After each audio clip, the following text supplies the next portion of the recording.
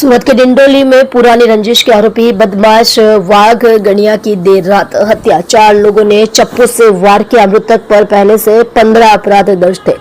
सूरत के नवागाम डिंडोली में शनिवार देर रात एक सिरफिरे व्यक्ति बाघ गणिया की चप्पू से वार कर हत्या कर दी गई। पुलिस को संदेह है कि हत्या पुरानी रंजिश के चलते की गई है। नवागाम डिंडोली के जगदम्बा नगर के पास एक सिरफिरे गणेश बाघ को चप्पू से काट कर मार डाला गया।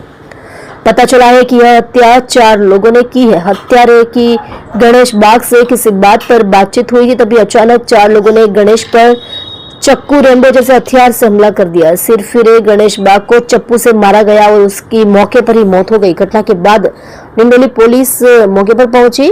उधर पुलिस ने हत्या के शक्मंद आरोपी सुका समेत 4 लोगों की तलाश शुरू कर दी है। सिरफिरे गणेश बाग ने पहले उधरा में सूचीबद्ध तस्कर कालू उर्फ शंकर निकम की हत्या की थी। इसके अलावा पुलिस थाना में दर्ज मारपीट, चेन स्नेचिंग और हत्या के प्रयास सहित 10 से 15 अपराध दर्ज किए गए। इसके अलावा गणिया के ऊपर पासा के तहत भी 2 बार कार्यवाही की गई। आप देख रहे हो माया नगरी न्यूज चैनल, संपादक दीपक गुप्ता के साथ।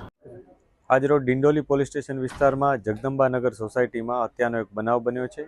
आ घटना अत्यारे सांजना 8:30 आसपासनी छे। आ घटना में जे मरण जनार है एनु नाम गणेश वाघ है।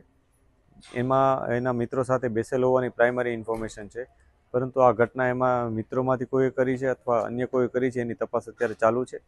जे आरोपी है एनी अमे जांच पड़ताल करी रह्या छीए। एने नजरे जुनार कोई है कि नहीं ए अथवा सीसीटीवी फूटेज मार्फत पण अमे तपासी रह्या छीए। एक आरोपी है कि केटला वधारे छे ए पण अमे तपासी रह्या छीए।